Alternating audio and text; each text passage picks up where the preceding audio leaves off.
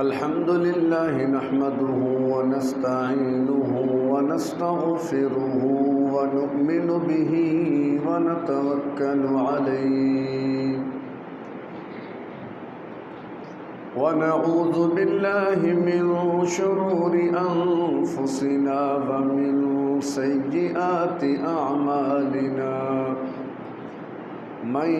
يهده الله فلا مضل له ومن يضلله فلا هادي له ونشهد أن لا إله إلا الله وحده لا شريك له ونشهد أن سيدنا ومولانا محمدًا عبده ورسوله أما بعد فأعوذ بالله من الشيطان الرجيم بسم الله الرحمن الرحيم إن الدين عند الله الإسلام وقال النبي صلى الله عليه وسلم إنما بعثت لأتمم مكارم الأخلاق أو كما قال صلى الله تعالى عليه وسلم صدق الله العظيم وصدق رسوله النبي الكريم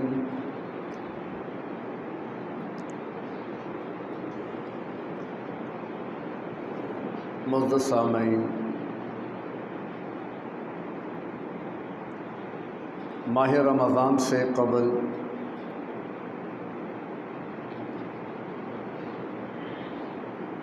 ماہ سفر سے جمعے کے خطبات کے اندر سلسلہ وار سیرت النبی صلی اللہ علیہ وسلم بیان کی جا رہی تھی۔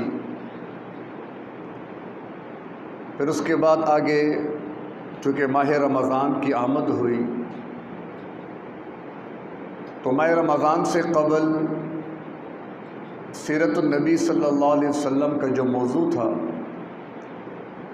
اس کو روک کر ماہ رمضان کی برکتیں اور سعادتیں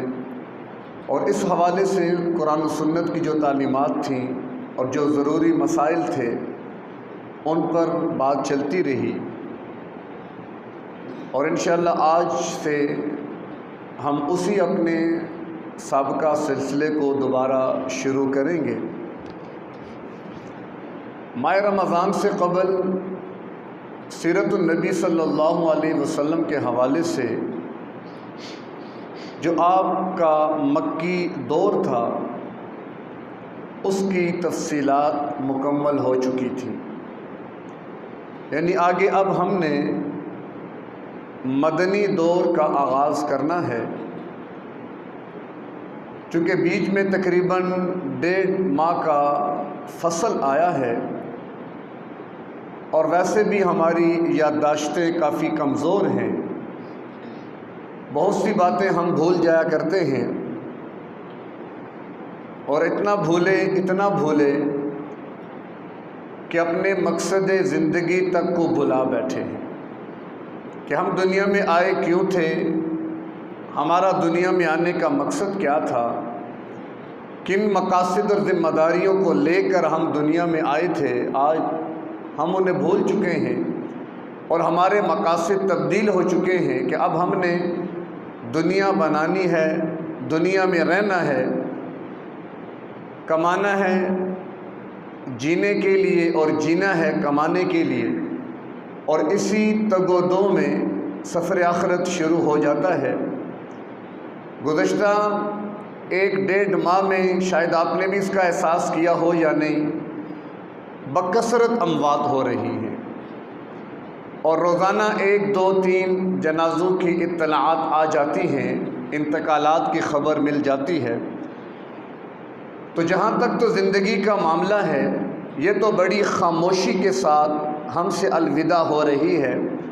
اور ہمیں موت کے سپرد کر کے آگے کی طرف چل پڑی ہے۔ لیکن یقیناً کامیابی تو ان لوگوں کے لیے ہے کہ جو اللہ کو راضی کر کے دنیا سے جائیں گے، اور یقیناً ناکامی اور نامرادی ان لوگوں کے لیے ہے کہ جو اللہ کو دنیا میں راضی نہ کر سکے۔ تو بہرکیف اللہ ہمیں یاد دہانی کی توفیق عطا فرمائے، اور بھولنے کی جو ہمیں عادت ہو چکی ہے، اللہ ہمیں اس عادت سے بھی بچنے کی توفیق عطا فرمائے کہ ہم بھولنے کی عادت کو بھول جائیں۔ سب سے بڑی بات تو یہی ہے کہ ہم بھولنا بھول جائیں، ہر چیز ہمیں یاد رہا کرے۔ تو بہرکیف آپ صلی اللہ تعالیٰ علیہ وسلم کی زندگی کے دو پہلو ہیں۔ ایک پہلو تھا محمد بن عبداللہ کے اعتبار سے، جو کہ بوقت ولادت سے لے کر بعثت اور نبوت اور رسالت ملنے تک کا زمانہ ہے، جو 40 سال پر مشتمل ہے، کہ آپ صلی اللہ علیہ وسلم 40 سال تک عرب کے اندر بحیثیت محمد بن عبداللہ جانے پہچانے جاتے تھے، اور اس اعتبار سے آپ کا بڑا مقام بھی تھا، رتبہ بھی تھا۔ ظاہر ہے اگر بات نبوت کی کریں تو آپ کا فرمان کنت نبیا و آدم بین الماء والطین، اگر بات نبوت و رسالت کی ہے، میں تو اس وقت سے نبی ہوں کہ جب آدم علیہ السلام مٹی اور گارے کے درمیان تھے، یعنی ابھی آدم علیہ السلام تک کی تخلیق اور ولادت نہیں ہوئی تھی کہ میں اس وقت سے نبی ہوں، کیونکہ اللہ تبارک و تعالیٰ نے جو تقدیر ہے اس کو بہت عرصہ قبل ضبط تحریر میں لا چکے تھے۔ جیسا کہ کئی صورتوں کے بارے میں آتا ہے کہ تخلیق کائنات سے 50,000 برس قبل اس سورہ مبارکہ کی تلاوت ہوئی، تو گویا تو تقدیر تھی، اور جو بھی اس کے حالات قیامت تک پیش آنے تھے وہ تو اللہ تبارک و تعالیٰ نے روز اول سے ہی ضبط تحریر میں لا کر لوح محفوظ کے اندر محفوظ کر دیے تھے۔ البتہ یہ ہے کہ چونکہ نظام دنیا کا اسباب کے تحت اللہ تبارک و تعالیٰ نے چلایا ہے، تو لہٰذا اسباب کے درجے میں پھر اللہ تبارک و تعالیٰ نے پہلے حضرت آدم علیہ السلام کی تخلیق فرمائی، پھر ان کے بعد ان کی پسلی سے حضرت حوا کو پیدا فرما کر جوڑا بنایا، پھر اس جوڑے سے اللہ نے کئی جوڑے وجود میں لائے جو تسلسل آج تک جاری ہے، اور جب تک اللہ چاہے گا یہ جوڑوں کا سلسلہ جاری رہے گا کہ یہی نسل انسانی کی بقا، اس کی نشو و نما اور اس کی بڑھوتری کے لیے ایک ذریعہ ہے۔ تو بہرکیف وہ اگر ہم پیچھے چلے جائیں تو حضرت آدم علیہ السلام وہ پہلے نبی اللہ تبارک و تعالیٰ کے، وہاں سے اللہ تبارک و تعالیٰ نے انسانیت کا آغاز کیا، اور چلتے چلتے نبوت کا سلسلہ اللہ کے محبوب پیغمبر صلی اللہ تعالیٰ علیہ وسلم کی ذات بابرکات پہ آ کر مکمل ہوتا ہے کہ اللہ نے آپ کو سلسلہ نبوت کا آخری نبی اور سلسلہ رسالت کا آخری رسول بنا کر بھیج دیا۔ اب گویا کہ رسالت پیک ہو گئی، اب قیامت تک کوئی نبی آنے والا نہیں ہے۔ تو گویا کہ اللہ تبارک و تعالیٰ نے وہ دین جس کا آغاز حضرت آدم علیہ السلام سے فرمایا تھا، اس دین کا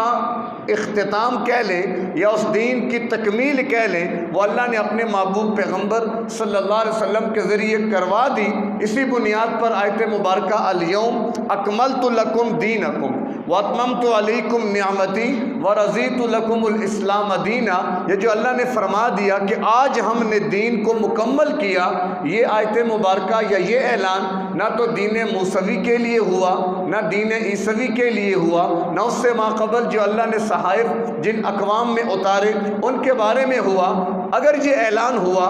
کتاب اللہ میں ہوا،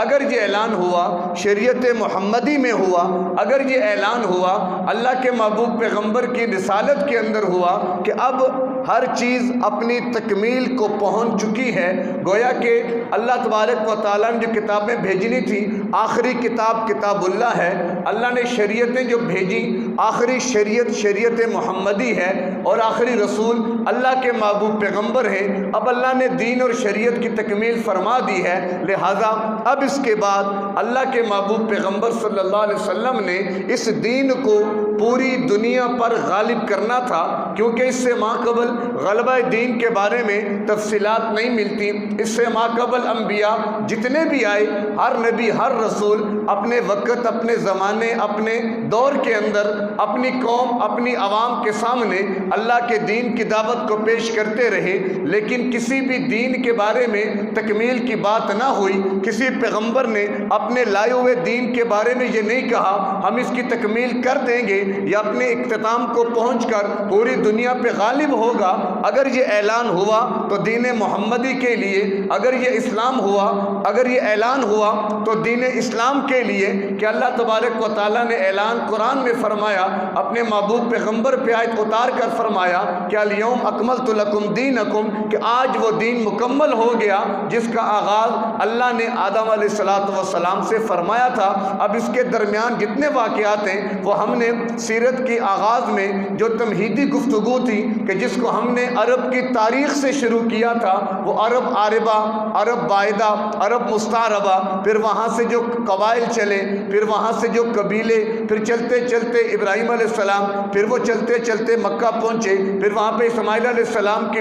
آگے پرورش ہوتی ہے، قبیلہ جرہم کا وہاں پہ آباد ہونا، پھر وہاں سے آگے نسل انسانی کا مزید آگے بڑھتے چلے جانا۔ تو بہرکیف اللہ تبارک و تعالیٰ نے اپنے محبوب پیغمبر صلی اللہ علیہ وسلم پر دین کی تکمیل فرمائی۔ اب وہ تکمیل اس دین کی کیسے ہوئی یہ تعلق رکھتا ہے اللہ کے محبوب پیغمبر کی سیرت کے ساتھ، کہ جب ہم اس دین کی تاریخ کو بیان کریں گے تو اس کے ضمن میں آپ یوں سمجھیں کہ 3 عنوانات آپ کی نظروں سے گزریں گے۔ نمبر 1 تاریخ اسلام، گویا کہ آپ نے تاریخ اسلام کو پڑھ لیا۔ نمبر 2 سیرت النبی صلی اللہ علیہ وسلم، کہ اللہ کے محبوب پیغمبر کی سیرت کو پڑھ لیا۔ اور نمبر 3 تاریخ نزول قرآن، کہ اللہ تبارک و تعالیٰ نے جو قرآن کو نازل فرمایا تو اس کی تاریخ کیا ہے، یہ تدریجاً کیسے نازل ہوا، اس کے پس منظر، اس کا پیش منظر، شان نزول، مقام نزول، زمانہ نزول، یہ ساری کی ساری چیزیں یہ گویا کہ تاریخ قرآن سے تعلق رکھتی ہیں۔ تو گویا کہ ہم ایک موضوع کے ضمن میں 3 موضوعات کو لے کر چل رہے ہیں۔ تو بہرکیف نبوت کا سلسلہ حضرت آدم سے چل کر اللہ کے محبوب پیغمبر صلی اللہ علیہ وسلم پر آ کر مکمل ہو جاتا ہے۔ اب آپ کے ذمے کام کیا لگا؟ هو الذی ارسل رسولہ بالہدی ودین الحق، کہ اللہ نے آپ کو ہدایت اور دین حق دے کر بھیجا، لیظہرہ علی الدین کلہ، کہ تاکہ آپ اس دین کو تمام ادیان پر غالب کر دیں۔ گویا آدم علیہ السلام سے جس دین کا آغاز ہوا، اے پیغمبر آپ پر اس کی تکمیل ہوئی، لہٰذا اب آپ کی ذمہ داری ہے کہ آپ نے پوری دنیا میں تمام ادیان پر، مشرق مغرب شمال جنوب، ہر کچے پکے گھر میں، ہر صحرا، ہر پہاڑ، ہر میدان، ہر آبادی، ہر ویرانے، جہاں تک بھی کہیں انسانیت کا کوئی بھی ثبوت ملتا ہے وہاں تک اللہ کے دین کو پہنچانا اے پیغمبر جی آپ کی ذمہ داری ہے۔ تو گویا اللہ کے محبوب پیغمبر کے ذمے ہو گیا کہ وہ دین کہ جس کا آغاز آدم علیہ السلام سے ہوا، آپ پر تکمیل ہوئی، اب آپ اس دین کو آگے دنیا پہ غالب کریں۔ اس مشن کے لیے جب آپ نے اپنے کام کا آغاز کیا، اپنے مشن کا آغاز کیا، تو آپ کی عمر مبارک 40 سال تھی۔ اس سے گویا پہلے 40 برس آپ مکہ میں محمد بن عبداللہ کی حیثیت سے رہتے رہے۔ اب یہ 40 سالہ تاریخ کیا ہے، اس پر بھی الحمدللہ ہماری گفتگو ہو چکی ہے سیرت کے عنوانات کے ضمن میں، کہ آپ کی ولادت کے وقت، واقعات، حالات، اس وقت کا دور، ولادت سے قبل کے حالات و واقعات، ولادت کے بعد کی تبدیلیاں، پھر آپ کا بچپن، پھر آپ کا لڑکپن، پھر آپ کی جوانی، ان ساری چیزوں پر تفصیل سے گفتگو ہو چکی ہے۔ تو بہرکیف جب آپ کی عمر مبارک 40 برس ہو جاتی ہے تو اللہ تبارک و تعالیٰ نے آپ پر وحی اتاری، آپ پر قرآن کا نزول فرمایا، غار حرا میں آپ کو نبوت و رسالت عطا فرما کر آپ کو یہ کام دے کر آگے روانہ کیا۔ اب اس کے بعد گویا 40 سال کی عمر میں آپ کو نبوت و رسالت کی ذمہ داری ملی، جس ذمہ داری کو لے کر آپ پھر میدان عمل میں نکلے۔ تو آپ کی کل عمر مبارک 63 برس ہے، جس میں 40 سال اگر آپ کی محمد بن عبداللہ والے نکال دیں تو بحیثیت محمد رسول اللہ آپ کی عمر مبارک 23 سال بنتی ہے، کہ 23 برس آپ کی عمر نبوت عمر رسالت ہے، یہ گویا 23 برس کا زمانہ آپ کو ملا کہ جس زمانے میں آپ نے یہ دین کی محنت کرنی ہے، دین کو غلبہ عطا کرنا ہے، دین کو آگے پہنچانا ہے۔ اب آپ کے ذمہ کام کیا تھا کہ آپ پوری دنیا پر دین کو غالب کریں۔ وَمَا أَرْسَلْنَاكَ إِلَّا كَافَّةً لِلنَّاسِ بَشِيرًا وَنَذِيرًا، ہم نے ساری انسانیت کے لیے آپ کو نبی اور رسول بنا کے بھیجا کہ آپ کے ذمے کیا ہے کہ ہر انسان آپ کا کلمہ گو ہو، ہر جگہ پر آپ کا دین غالب ہو۔ لیکن ہم دیکھتے ہیں جب آپ دنیا سے پردہ فرما رہے تھے تو فقط عرب کی دھرتی پہ آپ نے اسلام اور دین کو غالب کیا، باقی کل کائنات تو ابھی باقی ہے، قیامت تک آنے والی انسانیت باقی ہے۔ تو لہذا اس بنیاد پر حضرات علماء کرام نے اللہ کے محبوب پیغمبر کے انقلاب کو کہہ لیں، ان کے مشن کو کہہ لیں یا ان کی رسالت کو کہہ لیں، وہ دو حصوں میں تقسیم کر دیا۔ وہ آپ نے دو حصوں میں تقسیم کر دیا، یعنی ایک آپ کا مقصد رسالت جو تھا غلبہ دین تو تھا، لیکن آگے مرحلے اس کے دو بنا دیے، ایک تھا مرحلہ خصوصی اور ایک تھا مرحلہ عمومی۔ خصوصی مرحلے میں اللہ کے محبوب پیغمبر کے ذمے تھا کہ آپ چونکہ اہل مکہ اہل عرب کی طرف نبی اور رسول بنا کر بھیجے گئے، تو پہلے مرحلے میں آپ نے اہل مکہ اور عرب کی حد تک اس دین کو غالب کرنا ہے، لہٰذا یہ آپ کے مشن کا پہلا حصہ تھا۔ اور دوسرا مرحلہ کہ پھر آپ نے قیامت تک آنے والے ہر انسان تک یہ دین پہنچانا ہے، پہنچانا نہیں، اس کو غالب کرنا ہے، بطور نظام اس کو نافذ کرنا ہے۔ کیوں کہ لفظ دین کا معنی نظام بھی آتا ہے۔ سورہ یوسف میں بات گزر چکی ہے، ماہ رمضان کے اندر سورہ یوسف کے ضمن میں فی دین الملک کے الفاظ آتے ہیں کہ بادشاہ کے دین میں، یہاں دین سے مراد نظام، کہ جو نظام بادشاہ نے قائم کیا اس نظام کے مطابق حکم کیا تھا؟ بنیامین کے سامان سے بادشاہ کا پیالہ نکل آیا، باقی بھائی جو کیا یعقوب علیہ السلام سے معاہدہ کر کے آئے تھے کہ یوسف کو تو ہم نے کھو دیا، وہ سارا واقعہ آپ کے سامنے ہے، لیکن بنیامین کے معاملے میں یعقوب علیہ السلام اعتماد کر نہیں رہے تھے، موثقم من اللہ، لہٰذا انہوں نے کیا کیا؟ ایک معاہدہ کیا اللہ کا نام لے کر، اللہ کو گواہ بنا کر کہ بنیامین کو واپس لائیں گے۔ ادھر جب یہ معاملہ ہوا اللہ نے تدبیر سکھائی یوسف علیہ السلام کو، وہ چاہتے تھے کہ بھائی کو اپنے پاس روکیں، تفصیلی واقعات گزر چکے ہیں، تو بارکہ تدبیر ہوئی، ان کے سامان میں پیالہ رکھا گیا، وہاں سے برآمد ہوا، بھائیوں نے کہا ہم میں سے جس کو چاہتے ہو اپنے پاس روک لو، اس کو جانے دو۔ تو یوسف علیہ السلام نے کہا ایسا نہیں ہے، کہ بادشاہ کے نظام کے اندر ضابطہ یہ ہے کہ جس کے سامان سے ہمارا چوری شدہ سامان نکلے گا وہی اس کی سزا بھگتے گا، لہذا وہاں پر لفظ دین نظام کے معنی میں ہے۔ اور یہاں پہ اللہ کیا فرماتے ہیں؟ وَالَّذِي أَرْسَلَ رَسُولَهُ بِالْهُدَى وَدِينِ الْحَقِّ لِيُظْهِرَهُ عَلَى الدِّينِ كُلِّهِ، کہ دین حق دے کر بھیجا، گویا نظام حق دے کر بھیجا کہ اس نظام کو تمام دنیا کے نظاموں پر غالب کرنا ہے، اس کے مقابلے میں جو بھی نظام آئے اسے جڑ سے اکھاڑ کر پھینکنا ہے، اور اللہ نے جو نظام بھیجا اس کو دنیا میں قائم کرنا ہے۔ مثال کے طور پر آج دنیا میں کتنے نظام ہیں؟ بادشاہت کا نظام دنیا میں قائم ہے، صدارتی نظام دنیا میں قائم ہے، جمہوری نظام دنیا میں قائم ہے، کیپٹلزم کو دیکھیں، سوشلزم کو دیکھیں، کمیونزم کو دیکھیں، ہیومنزم کو دیکھیں، کتنے ازم بنا لیے دنیا والوں نے، لیکن وہ نظام ہیں جو دنیا والوں نے بنائے، جو نظام اللہ نے بنایا وہ اللہ نے قرآن میں ہمیں بتایا ہے کہ اصل تو یہ ہے کہ قرآن کے نظام کو دنیا پہ غالب کرو۔ تو گویا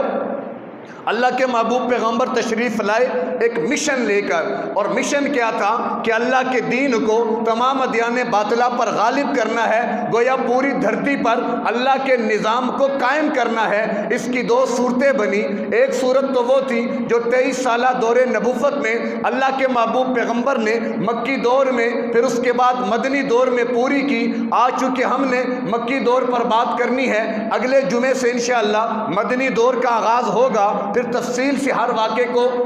مطالعے میں لایا جائے گا اور سمجھا جائے گا کہ اللہ کے محبوب پیغمبر نے کس طریقے سے مکی زندگی سے نکل کر جب مدنی زندگی میں قدم رکھا تو کتنا بڑا انقلاب آیا۔ تفصیل تو اگلے جمعے سے شروع ہوگی، لیکن مکی زندگی کا نقشہ ذہن میں ہونا چاہیے کہ جب دین کا آغاز تھا، جب دین چلا ہے، جب اس کے ابتدائی ایام اور حالات تھے، اس وقت کی صورتحال کیا تھی۔ تو بارکہ آپ کی عمر نبوت، عمر رسالت وہ 23 برس بنتی ہے، وہ بھی 2 حصوں میں تقسیم ہوتی ہے، ایک مکی دور اور ایک مدنی دور۔ مکی دور آپ کا 13 سال پر مشتمل ہے، جبکہ مدنی دور 10 سال پر مشتمل ہے۔ مکی دور کو حضرات علماء نے 4 ادوار میں تقسیم کیا۔ ہم نے تو جمعات کے اندر تفصیل سے ہر بات کو لیا اور اس کی وضاحت بھی کر دی، اور حالات حاضرہ اور دور جدید کے تقاضے کے اعتبار سے وہاں سے ہم نے سبق لینے کی بھی کوشش کی کہ آج کے دور میں امت مسلمہ موجود،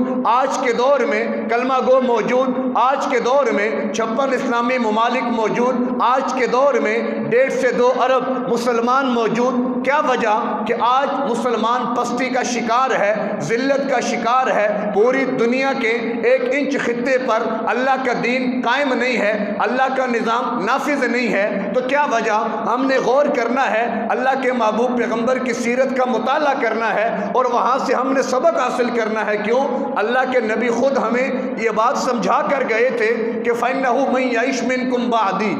کہ جو بھی تم میں سے میرے بعد زندہ رہے گا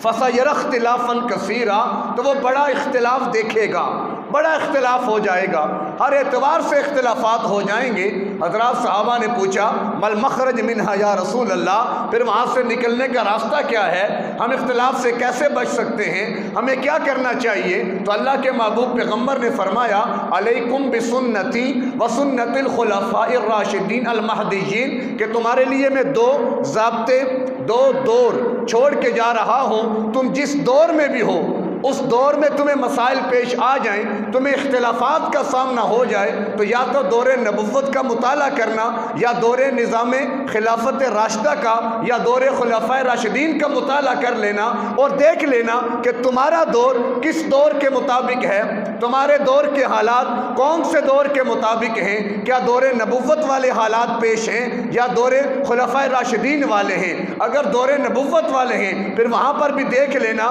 کہ مکی دور والے حالات درپیش ہیں یا مدنی دور والے، پھر اس کے مطابق دیکھ لینا کہ اللہ کے محبوب پیغمبر کا طرز عمل کیا تھا، انہوں نے کس طریقے سے مکی دور میں دین اور اسلام کی محنت کی، اپنی ذمہ داری کو پورا کیا، کس طریقے سے مدنی زندگی میں جا کر مدینہ پہنچ کر آپ نے شریعت کا نظام قائم کیا اور کس طریقے سے اپنے مشن کی تکمیل کے لیے محنت فرمائی۔ تو میرے اور آپ کے لیے سب سے بہترین نمونہ وہ اللہ کے محبوب پیغمبر کی ذات اقدس اور آپ کی پوری زندگی اور زندگی کا ہر گوشہ، زندگی کا ہر شعبہ ہے۔ تو بارکر مکی دور 13 سال پر مشتمل ہے، جس کی تفصیل گزر چکی ہے۔ علماء نے مکی دور کو 4 ادوار پر تقسیم کیا، کل 13 سال بنتے ہیں۔ نبوت ملنے کے بعد پہلے 3 سال اللہ کے محبوب پیغمبر نے خفیہ دعوت دی،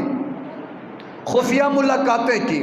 خفیہ لوگوں سے ملاقات کر کے انہیں اپنے نبی و رسول ہونے کا بتایا، اللہ کی طرف سے وحی کے نزول کی خبر دی اور ان تک یہ بات پہنچائی کہ میں اللہ کا نبی ہوں اور آخری نبی ہوں، تم مجھے نبی و رسول مانو۔ چونکہ حالات خراب تھے، بیت اللہ میں 360 بت پڑے ہوئے ہیں، پورا قبیلہ خاندان بت پرست ہے، ہر خاندان کا اپنا بت ہے، وہ سارے انہی کو اپنا الہ اور معبود بنائے بیٹھے ہیں، ہر ایک اپنے بت بنا کر اس کے سامنے سجدہ ریز ہے۔ تو اتنے بتوں کے سامنے جھکی قوم کو وہاں سے ہٹا کر ایک اللہ کے در پہ لانا، وہاں پر جھکانا، اس کا ایک تجربہ اور مشاہدہ ابراہیم علیہ السلام کے دور میں ہم دیکھ سکتے ہیں، جو اللہ نے اپنے محبوب پیغمبر کو گزشتہ انبیاء کے حالات سنا کر تسلی بھی دی، حوصلہ بھی دیا کہ جب تم اللہ کے مشن اور دین کو لے کر نکلو گے تو رکاوٹیں آئیں گی، پریشانیاں آئیں گی، مشکلات کا سامنا ہوگا، لیکن دیکھو نوح علیہ السلام کے حالات تمہارے سامنے ہو، ہود علیہ السلام، صالح علیہ السلام، لوط علیہ السلام، ابراہیم علیہ السلام، موسیٰ علیہ السلام، یہ سارے انبیاء کے واقعات اللہ نے قرآن میں جا بجا بیان کیوں فرمائے؟ تاکہ جس دور میں اللہ کے محبوب پیغمبر چل رہے ہیں اپنے دور کو گزشتہ انبیاء کے دور پر پیش کر کے حالات کے مطابق حالات کا جائزہ لے کر اپنے لیے ایک تسلی کا سامان کریں کہ میں پہلا نبی اور رسول نہیں ہوں کہ جس کو مارا جا رہا ہے، پیٹا جا رہا ہے، بائیکاٹ کیا جا رہا ہے، جس کو تانے دیے جا رہے ہیں، دھکے دیے جا رہے ہیں، رکاوٹیں ڈالی جا رہی ہیں، بلکہ آپ سے پہلے بھی جتنے انبیاء رسول گزرے سب پر بڑے بڑے حالات آئے، لیکن وہ اللہ کے امر کے مطابق اپنے مشن پر چلتے رہے۔ تو بارکیف مکی دور 13 سال پر مشتمل، پہلے 3 سال اللہ کے محبوب پیغمبر نے خفیہ دعوت کا پیغام چلایا۔ دار ارکم ایک صحابی جہاں پر جو مسلمان ہو جاتا وہاں پر جمع ہو جاتا، اللہ کے محبوب پیغمبر بھی آ جاتے، جو وحی اتر جاتی، جو احکامات آ جاتے، جو معاملات ہو جاتے، ان کو آپس میں ڈسکس کرتے، آپس میں مذاکرہ کرتے، اور پھر نئے عزم کے ساتھ اللہ کے محبوب پیغمبر بھی حضرات صحابہ جو کلمہ پڑھتا چلا جاتا وہ اللہ کے نبی کا دست و بازو بنتا چلا جاتا، آپ کے مشن نبوت کے اندر آپ کا دست و بازو بنتا چلا جاتا۔ یہ بھی اللہ کی حکمت تھی۔ وجہ کیا؟ میں نے عرض کیا، ایک آپ کی بعثت کا مقصد خصوصی تھا کہ آپ نے مکہ، اہل مکہ تک اپنے دین کو قائم اور نافذ کرنا ہے، اور ایک آپ کی بعثت مقصد جو تھا وہ عمومی تھا کہ قیامت تک آنے والے ہر انسان تک اور پوری دنیا پر دین کو غالب کرنا ہے۔ اور ظاہر ہے اللہ کے محبوب پیغمبر دنیا سے گئے، عرب تک دین غالب تھا، عجم میں نہیں نکلا، عجم میں نہیں پہنچا، تو اس کے لیے اللہ تبارک و تعالیٰ نے اپنے محبوب پیغمبر کے صحابہ کو چنا۔ کیوں؟ آپ تو آخری نبی، اس سے پہلے نبی کے بعد نبی آ کر اس کے مشن کو لے کے چلتا، اللہ کے محبوب پیغمبر تو آخری نبی ہیں، آپ کے بعد نبی کوئی نہیں، اور مشن تو قیامت تک کے لیے ہے۔ اتنا بڑا کام کون کرے گا؟ اللہ تبارک و تعالیٰ نے حضرات صحابہ کرام کو چنا، اللہ کے محبوب پیغمبر کے قدموں میں بھیجا، آپ نے ان کی تربیت فرمائی، ان کا تزکیہ فرمایا، انہیں تیار کیا۔ 13 سالہ مکی دور مصائب کا، آلام کا، گویا اس سونے کو اللہ کے محبوب پیغمبر نے بھٹیوں کے اندر سے گزارا تاکہ یہ کندن بن جائے۔ پھر حضرات صحابہ کیسا کندن بنے کہ جب مدینہ پہنچے، پھر اللہ نے ان کے ہاتھوں سے جب دین کو غلبہ دینا شروع کیا تو آخری حکمران صحابی حضرت معاویہ بن ابی سفیان رضی اللہ تعالی عنہما جب دنیا سے جا رہے تھے تو آدھی سے زیادہ دنیا پر اسلام کے جھنڈے گاڑ چکے تھے۔ تو یہ وہ مشن چلا۔ تو جو بھی صحابی ایمان لاتا، جو بھی صحابی مسلمان ہوتا، وہ مشن میں ساتھ شامل ہوتا چلا جاتا۔ تو بار کے پہلے 3 سال اللہ کے محبوب پیغمبر نے خفیہ دعوت دی، خفیہ پیغام چلایا۔ اس کے بعد اللہ تبارک و تعالیٰ کی طرف سے حکم آیا، فَاصْدَعْ بِمَا تُؤْمَرْ وَأَعْرِضْ عَنِ الْمُشْرِكِينَ۔ اب اے پیغمبر نکلیے علی الاعلان، اب اللہ کی توحید کو بیان کیجئے۔ موضوع مشکل ہے،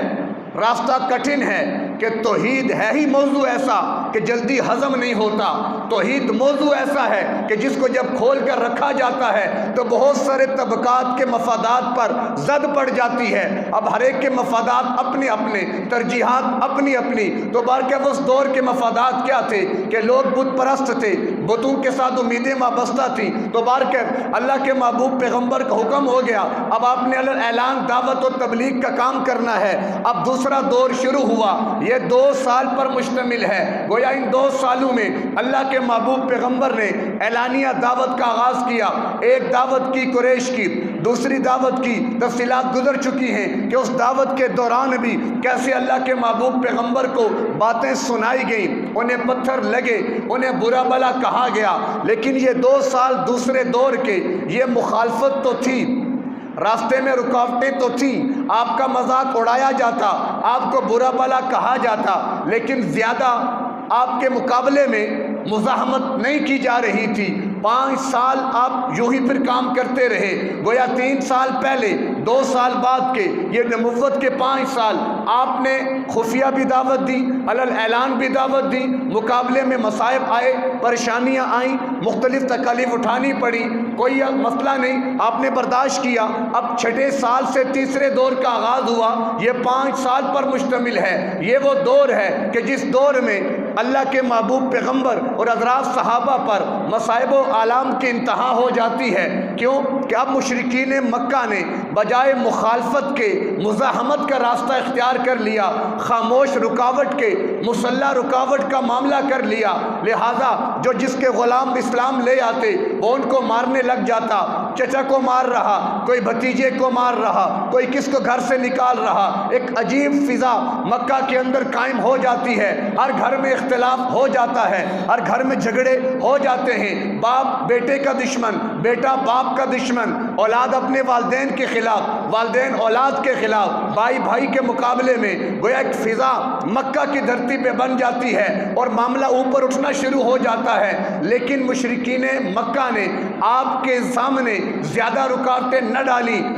مارنے کی کوشش نہ کی۔ وجہ کیا تھی؟ حضرت ابو طالب کہ جنہوں نے آپ کی کفالت لی تھی، اگرچہ ایمان تو نہ لائے لیکن جو ذمہ داری لی اسے کما حق ہو پورا کیا۔ آپ کی حیات کے اندر کفار و مشرکین جو مسئلہ ہوتا ابو طالب کے پاس آتے، کبھی اللہ کے محبوب پیغمبر کو زیادہ تنگ نہ کرتے۔ لیکن جب 10 نبوی کے اندر یہ گویا کہ 5 سالہ دور نبوت، 6 نبوی سے لے کر 10 نبوی تک، ایک تو ابو طالب کا انتقال ہوا، نمبر 2 آپ کی غمخوار بیوی حضرت خدیجہ رضی اللہ تعالی عنہ کہ جن کا بڑا آسرا تھا آپ کو، جو بڑی داد رسی کرتی تھی آپ کی، وہ بھی دنیا سے چلی جاتی ہیں۔ یہ 2 افراد مکہ میں وہ تھے کہ جو گویا اللہ کے محبوب پیغمبر کے بازو تھے، آپ کے پر تھے، جن کی بنیاد پہ آپ اڑتے رہے، آپ چلتے رہے۔ لیکن جب حضرت خدیجہ انتقال کر گئی، حضرت ابو طالب دنیا سے رخصت ہو جاتے ہیں، تو پھر آپ تنہا رہ گئے،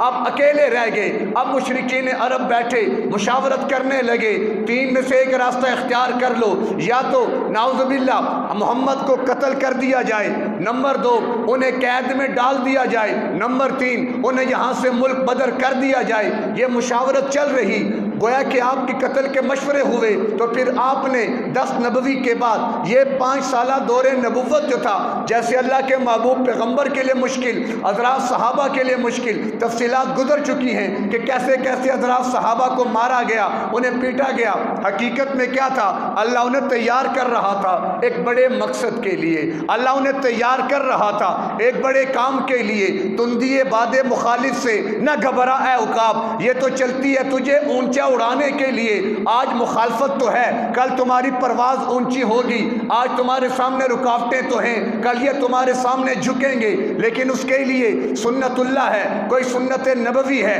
کوئی سنت صحابہ ہے۔ بات تفصیل میں نہ چلی جائے تو میں مختصر کرتا چلوں کہ 10 نبوی تک اللہ کے محبوب پیغمبر پر یہ حالات رہے۔ پھر اس کے بعد آپ نے جب دیکھا ابو طالب چلے گئے، حضرت خدیجہ چلی گئی اور میرے قتل کے مشورے ہیں، تو آپ نے طائف کی طرف سفر کر لیا۔ 11 نبوی کے اندر آپ طائف کی طرف چلے گئے کہ شاید کوئی وہاں میری بات سن لے، شاید کوئی وہاں میرا ہم سفر بن جائے، ہم خیال بن جائے، ہم قدم بن جائے کہ جس کی بنیاد پر میں دعوت کو لے کر آگے چلوں۔ لیکن طائف کی وادی میں اللہ کے محبوب پیغمبر کے ساتھ کیا حالات، کیا واقعات پیش آئے، وہ تفصیل ساری گزر چکی ہے کہ وہ اللہ کے محبوب پیغمبر کی سیرت کا ایک ایسا زخمی کر دینے والا باب ہے، ایسا دل کو زخمی کرنے والا باب ہے کہ اگر انسان عشق مصطفیٰ کی بنیاد پر اللہ کے محبوب پیغمبر کی محبت کو سامنے رکھتے ہوئے اگر طائف کا سفر کرتا ہے تو یقیناً اس کا کلیجہ چھلنی ہوتا ہے، اس کی آنکھیں برف پڑتی ہیں، قدم ڈگمگا جاتے ہیں کہ کس طریقے سے اللہ کے محبوب پیغمبر کو اس مسافرت کے عالم میں، اجنبیت کے عالم میں تنے تنہا اکیلے پورا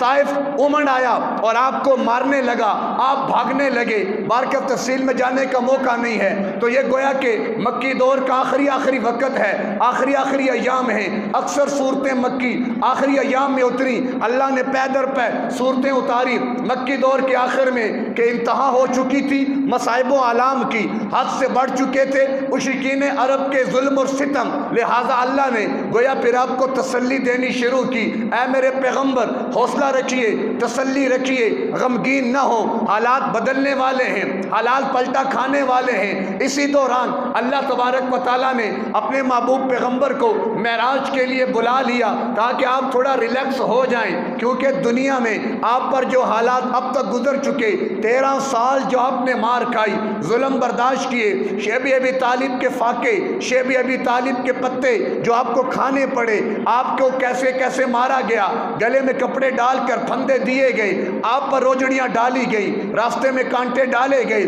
یہ ساری تکالیف آپ برداشت کرتے رہے، دین کی دعوت دیتے رہے۔ بالآخر اللہ تبارک و تعالیٰ نے اب مدنی دور کے آغاز سے حالات کو بدلنا تھا، حالات میں کی کایا پلٹنی تھی، تو لہٰذا اللہ نے آخری موقع پر آپ کو اپنے معراج پر اپنی ملاقات کے لیے بلوا لیا، ملاقات فرمائی، ان کی داد رسی فرمائی، حوصلہ دیا، پھر دوبارہ دنیا میں بھیجا، پھر اس کے بعد آگے چل کے ہجرت کا سفر پیش آتا ہے، چونکہ اس کا تعلق مدنی دور سے ہے، لہٰذا اگلے جمعے میں وہ ہجرت و مدنی دور کا آغاز کریں گے۔ تو خلاصہ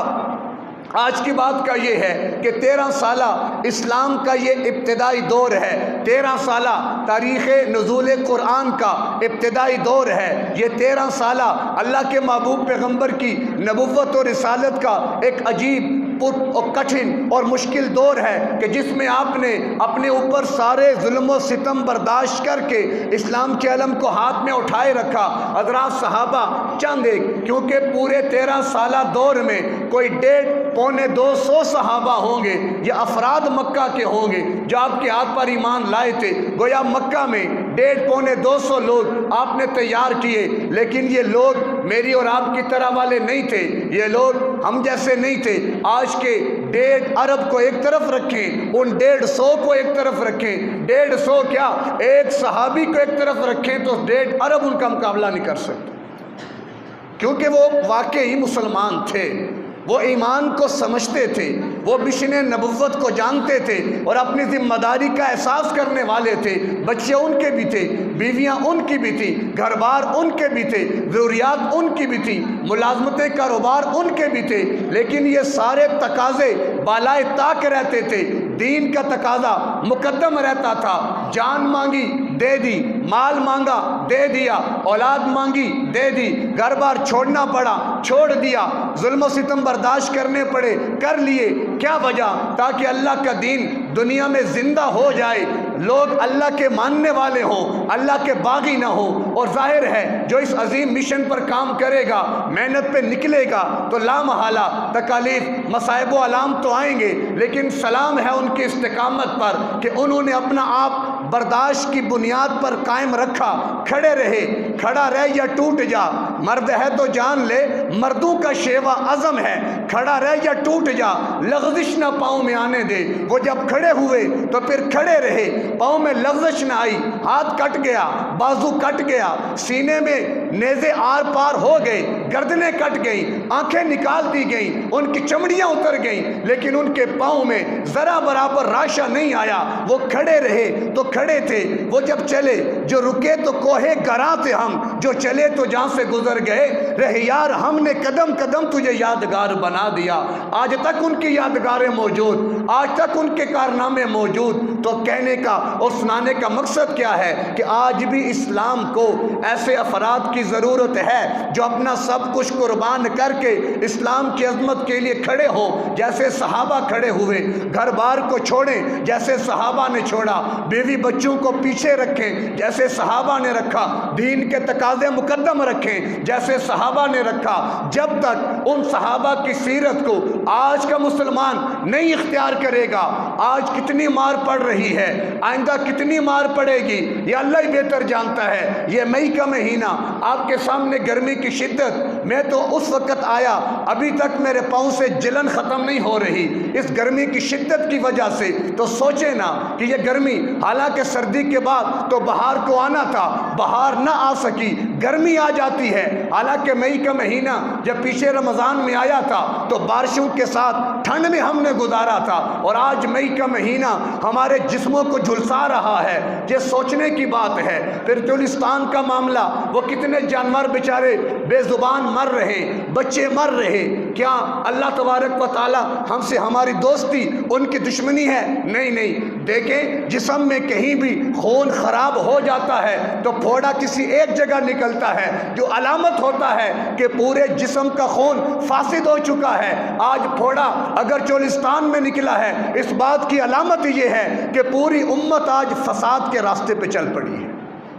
عمر فاسد ہوتی چلی جا رہی ہے، اور اس فساد سے نکلنے کا واحد راستہ رب کا دین، رب کا قرآن، پیغمبر کی سیرت، حضرات صحابہ کی سیرت۔ جب تک وہ چیزیں ہمارے سامنے نہیں ہوں گی اور ہم ان کے مطابق چلیں گے نہیں، میں نے بیان تو کر لیا، آپ نے بات تو سن لی، اپنے گھر میں چلے گئے، آرام سے پنکھا لگایا اور نیم دراز ہو جاتے ہیں، یا دکان کھول کر بیٹھ گئے، پنکھا چلا لیا، یہ مقصد نہیں تھا۔ یہ ضرورت تو ہے، مقصد نہیں ہے۔ آج مقصد کیا ہے کہ رب کا دین دنیا پہ غالب ہو۔ آج پوری دھرتی پہ کہیں بھی رب کا دین غالب نہیں ہے، تو نہ جانے کب اللہ کی طرف سے بڑی پکڑ آ جائے۔ اللہ کیا فرماتے ہیں کہ ہم وَلَعَذَابُ الْآخِرَةِ اکبر، کہ ہم ان کو فَلَنُذِيقَنَّهُم مِّنَ الْعَذَابِ الْأَدْنَىٰ دُونَ الْعَذَابِ الْأَكْبَرِ لَعَلَّهُمْ يَرْجِعُونَ، بڑے عذاب سے پہلے چھوٹے چھوٹے عذاب بھیجتا ہوں تاکہ لوٹ آئیں، رجوع کر لیں۔ کیا مانا؟ یہ چھوٹے عذاب یہ خبر دے رہے ہیں کہ بڑا عذاب ہم پہ مسلط نہ ہو جائے، اس سے پہلے توبہ کر لیں، استغفار کر لیں، اور اتنا کام کر لیں اپنے گھر اور اپنی ذات کی حد تک اللہ کے نبی کی سیرت کو زندہ کریں، اللہ کے نبی کے دین کو زندہ کریں۔ میری جان میرے اختیار میں ہے، میرا گھر میرے اختیار میں ہے، وہاں پر میں کم از کم اللہ کا دین قائم کر دوں، قرآن کو قائم کر دوں، اپنے اوپر رب کا نظام قائم کر دوں۔ یہاں سے میں آغاز کروں، اینٹ سے اینٹ جڑتی ہے تو دیوار بنتی ہے، دیوار سے دیوار جڑتی ہے تو مکان بنتا ہے۔ تو اسی طریقے سے آج ہم آپس میں ملیں گے، آپس میں جڑیں گے ایمان اور قرآن کی بنیاد پر، تو امت بنے گی۔ جب امت بنے گی تو اللہ پھر غلبہ بھی عطا فرمائے گا۔ اللہ ہمیں ان باتوں کو سمجھ کر ان پر عمل کی توفیق عطا فرمائے۔ وآخر دعوانا الحمدللہ۔